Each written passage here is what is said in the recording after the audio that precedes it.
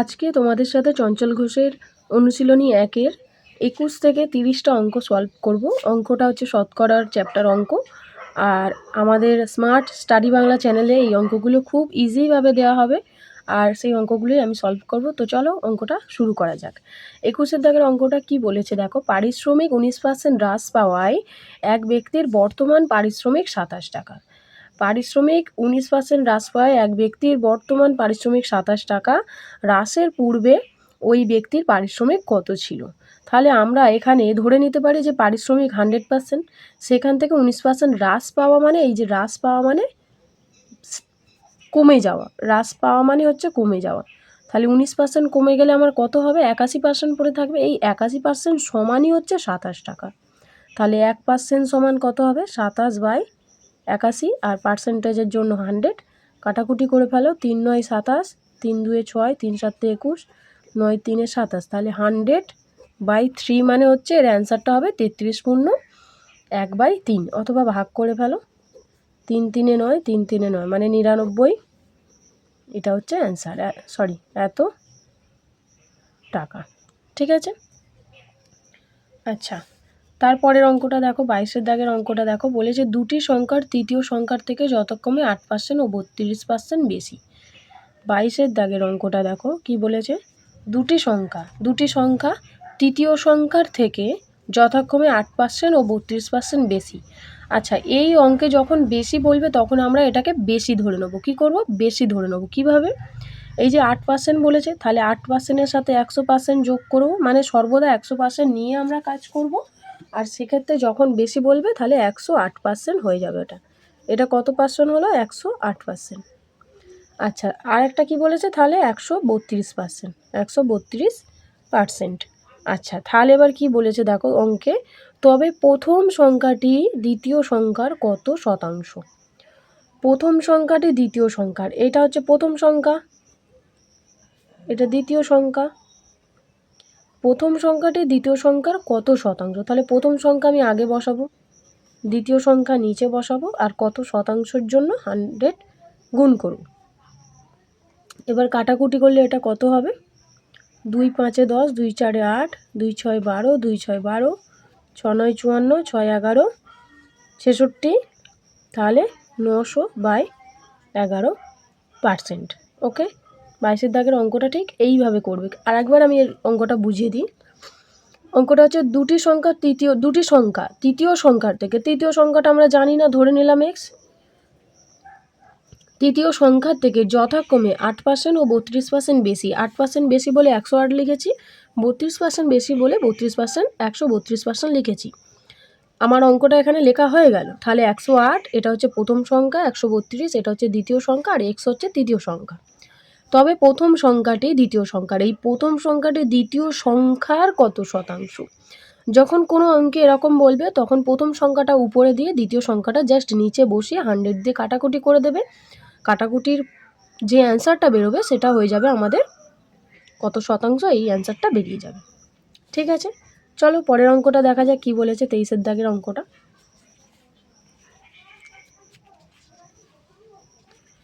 23-এর দাগের অঙ্কটা কি বলেছে, দুটি দ্রব্যের মূল্য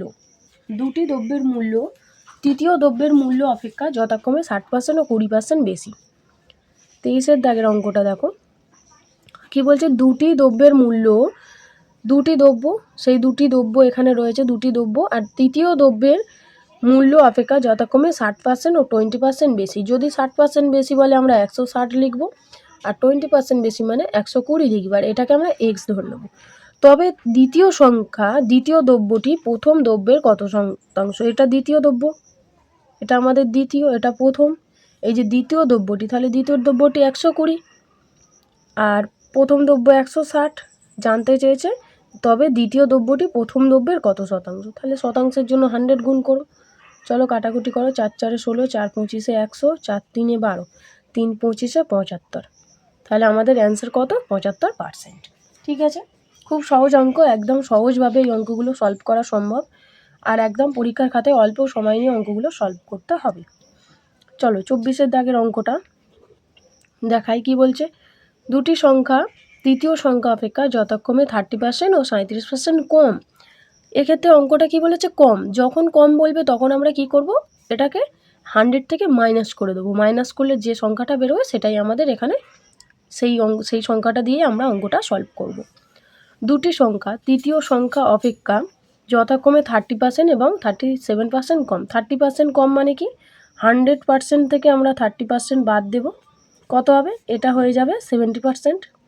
আর কি বলেছে, 37% কম, তাহলে আবার 100% থেকে 37% বাদ দেবো।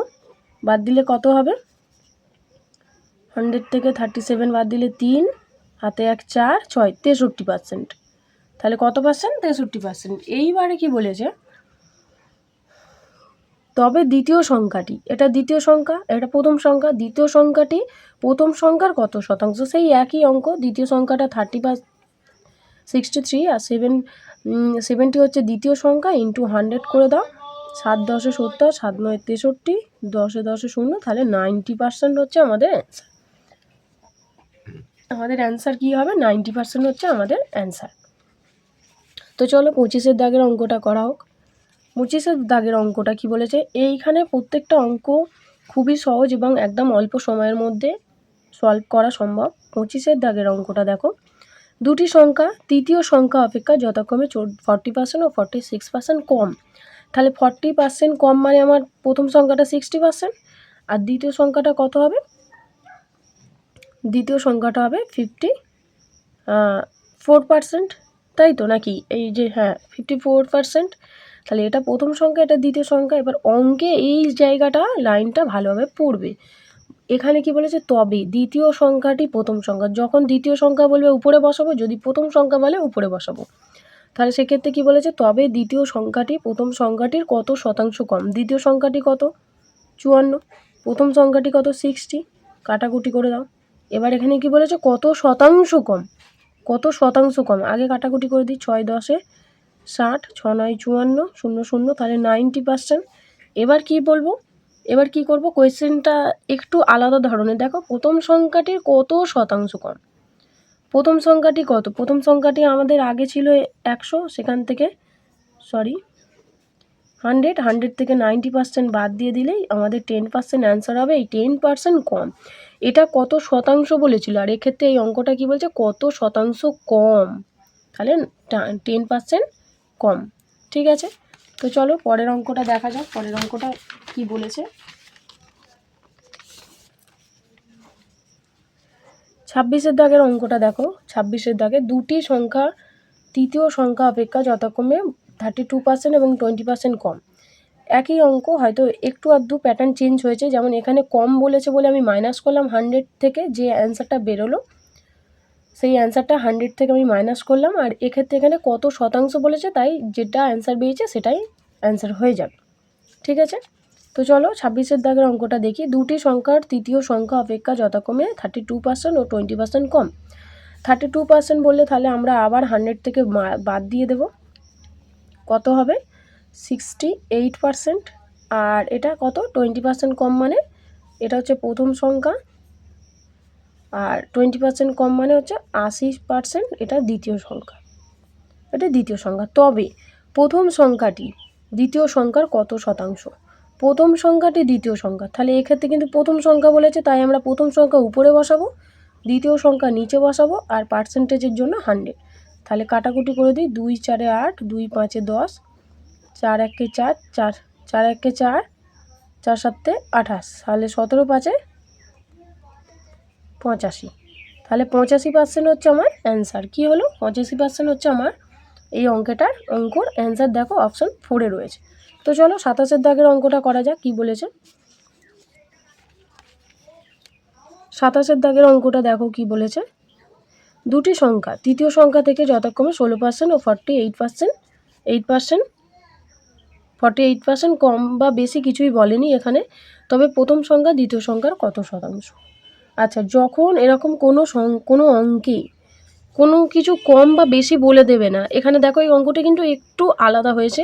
দুটি সংখ্যা তৃতীয় সংখ্যা যথাক্রমে 16% এবং 48%, কম বা বেশি কিন্তু কিচ্ছু বলে দেয়নি। তাহলে সেক্ষেত্রে আমরা কী করব, 16%ই বসাবো আর এদিকে 48%ই বসাবো। তবে প্রথম সংখ্যা কত, 16, প্রথম সংখ্যা দ্বিতীয় সংখ্যার কত শতাংশ, দ্বিতীয় সংখ্যা কত 48, তাহলে শতাংশের জন্য পার্সেন্টেজ বসিয়ে দাও, 16 3 16 48, তাহলে এটা 100/3 করলে কি হবে 33/1/3%। ঠিক আছে, 33/1/3% হচ্ছে এটা অ্যান্সার। চলো 28 দাগের অঙ্কটা করি। 28 দাগের অঙ্কটা কি বলেছে, কোনো শহরে লোক সংখ্যা এতজন। আচ্ছা, আগে লোক সংখ্যাটা আমরা লিখে নেব, এতজন লোক সংখ্যা। প্রতি বছর 8% হারে হ্রাস পেলে, হ্রাস পাওয়া মানে কমে যাওয়া, প্রতি বছর 8% হারে হ্রাস পেলে 2 বছর পর শহরের লোক সংখ্যা কত হবে। আচ্ছা, যখন এই অঙ্কে এখানে কি বলেছে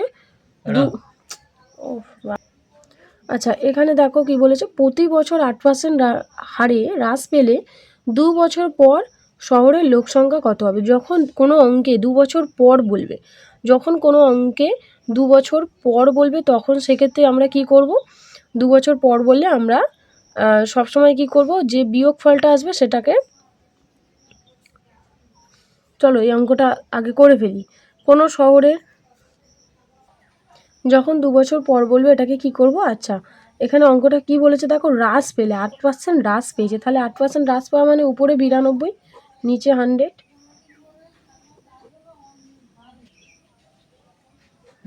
দাগের অঙ্কটা দেখো কি বলেছে, কোনো শহরের লোক সংখ্যা 68,750 জন, প্রতি বছর 8% হারে হ্রাস পেলে 2 বছর পর শহরের লোক সংখ্যা কত হবে। যখন এরকম 2 বছর পর বলবে তখন আমরা কি করব, এই পার্সেন্টেজটা প্রথমে 8% হারে বলেছে মানে কি, এটা 100% থেকে আমরা মাইনাস করব, 100% থেকে মাইনাস করলে কি হবে 92%। আচ্ছা এই যে 92% ক বছরের জন্য বলেছে, 2 বছরের জন্য। ক বছরের জন্য, 2 বছরের জন্য। তাহলে আমরা কি করব, 68750 ইন্টু 90/100, আর এটা কি বলেছে 2 বছর পর বলেছে বলে পার্সেন্টেজটা আমরা এই যে 92%টা আমরা সর্বদা উপরে বসাবো। এটা কাটাকুটি করো, 0 0 কেটে গেল, 5 1 5, 5 3 15, 5 7 35, 5 5 25, 5 2 10, 2 4 8, 2 4 8, 2 6 12। আচ্ছা এবারে 100 রয়েছে, তাহলে 5 2 10 0, 5 2 10, 5 7 35, 5 5 25, 5 4 20, 5 5 25 আর 5 5 25, আর 4 দিয়ে এটাকে কাটাকুটি করো, 4 2 8, 4 6, 4 3 12। তাহলে আলটিমেটলি আমার কী আসছে, 55 ইন্টু 23 ইন্টু 46। তাহলে 55 ইন্টু 46 ইন্টু 23 করলে আমার অ্যান্সারটা কত আসবে, 58,190। দেখো অপশানে 58,190 হচ্ছে অপশান 4 হচ্ছে অ্যান্সার। ঠিক আছে, পরের অঙ্কটাও সেমভাবে আছে, পরের অঙ্কটাও 3 বছর পর বলেছে একইভাবে। পরের অঙ্কটা তোমরা নিজেরা ট্রাই করবে। দেখো কোনো শহরের লোক সংখ্যা এতজন, প্রতি বছর 8% হারে হ্রাস পেলে 3 বছর পর, যখন এই যে 3 বছর পর বলবে যখন, আমরা পার্সেন্টেজটা উপরে বসাবো। ঠিক আছে, এটা খুব খেয়াল করে আমাদেরকে বসাতে হবে। আচ্ছা এই যে 30 দাগের অঙ্কটা দেখো কি বলেছে, কোনো শহরের বর্তমান জনসংখ্যা 1,48,877, এত জনসংখ্যা, এতজন। আচ্ছা প্রতি বছর 6% হারে বৃদ্ধি পেলে, এখানে কিন্তু অঙ্কে দেখো এখানে বৃদ্ধি পাচ্ছে, আগের অঙ্কটায় কী ছিল হ্রাস পাচ্ছিল, এবারে বৃদ্ধি পেয়েছে 3 বছর পূর্বে মানে কি আগে, 3 বছর পূর্বে শহরের জনসংখ্যা, এখানে কিন্তু 3 বছর পর বলেনি, পূর্বে মানে আগে বলেছে, সেক্ষেত্রে অঙ্কর প্যাটার্নটা একটু চেঞ্জ হয়ে যাবে। আচ্ছা 3 বছর পূর্বে শহরের জনসংখ্যা কত হবে, তাহলে এই অঙ্কটা আমরা কিভাবে করব, আগে দেখো অঙ্কটা আমরা তুলব কি বলেছে, 1,48,877 জন জনসংখ্যা। এবার কি বলেছে 6% হারে বৃদ্ধি পেয়েছে, তাহলে 106% হারে বৃদ্ধি পেয়েছে, পার্সেন্টেজের জন্য 100, আর ক বছর বৃদ্ধি পেয়েছে 3 বছর, এক্ষেত্রে 106টা নিচে বসবে আর 100টা উপরে বসবে, কেন 3 বছর পূর্বে বলেছে, তাহলে কি করব 100/106 ইন্টু 100/106। আচ্ছা এবারে এই অঙ্কটা আমরা কাটাকুটি করব, অঙ্কটা কাটাকুটি করলে আমাদের অঙ্কের অ্যান্সারটা মিলে যাবে। তাহলে আমরা আগে কাটাকুটি অঙ্কটা করে ফেলবো। আগে এভাবে কাটি, 2 5 10 0, 2 5 10, 2 3 6। তাহলে 53গুলো সব নিচে বসছে আর উপরে 53। আচ্ছা, এই 53 গুণ করলে কত হচ্ছে আগে আমরা দেখে নেব। 3 3 9, 5 3 15, 5 3 15, 15 3 15 দুগুণে 30, 3 5 5 25, 26 27 28। আচ্ছা, 28,000। এইটা আবার এর সাথে 53 গুণ করলে কত আসবে? গুণটা একটু তাড়াতাড়ি করতে হবে। 9 3 27, 8 3 24, 3 দুগুণে 6, 7 8, 5 9 45, 8 5 40, 7 4, 5 10, 11 12 13 14। তাহলে আমার আসছে 8 8 4 1। তাহলে এটা হচ্ছে আমাদের অ্যান্সার আসছে। এটা অ্যান্সার নয়, এটা এই যে অ্যামাউন্টটা আসছে এর সাথে কি করব, 3টে 50 উপরে রয়েছে, এটা গুণ করে দেবো। তাহলে আমার অঙ্কটা মিলে যাবে। তাহলে কাটাকুটি করে দিই, এই 3টে কাটলাম, এটা পুরো কেটে দিলাম, এটা একবার। তাহলে কি হবে, 3টে 50 গুণ করলে কত হবে? 5 5 25, 25 5 5 5 25, 25 5 125 আর 3টে 0। ব্যাস, অঙ্ক মিলে গেছে, অ্যান্সার এটাই। দেখি তো অপশানে মিলেছে কি না। 1,25,000, দেখো 1,25,000, শুধু 25,000, দেখো 1,25,000, এইটা হচ্ছে অ্যান্সার, অপশান 3। দেখো কত সহজে অঙ্কগুলো আমি সলভ করেছি।